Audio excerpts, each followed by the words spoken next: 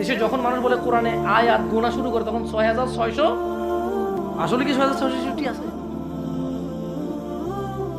এই গণনা কিন্তু ভুল ধরতে পারবে অনেকে। কত কি লেগে? আমি একবার সময় পাইছি, বসে বসে গুনতেছিলাম, পরে দেখি যে ৬৬৬৬ দূরের কথা, ২৩৪ হয় না। পরে চিন্তা করলাম আচ্ছা সবগুলো সূরার সাথে একবার আউযুবিল্লাহ লাগাই, এরপর সব সূরার আগে তো বিসমিল্লাহ আছে না, বিসমিল্লাহ গুলো তো আয়াত হিসেবে প্লাস করলাম, দেখলাম যে কোনোভাবে ৬৬৬ দূরের কথা ৬০০-৫০০ হয় না। কিন্তু যত মানুষ বলে কোরআনের আয়াত সংখ্যা বক্তব্য বলে কতটা বলে বলেন তো? ওর ওই বক্তব্য যতটা সঠিক, ৯০% মুসলমানের দেশের বক্তব্য ততটাই সঠিক। ওই বক্তা যত বড় হোক, ওর আন্দাজ আর ওর গণনা কেমন কথা কোনোদিন গুনে দেখলো না, কিন্তু ৬৬৬৬ বলতেছে।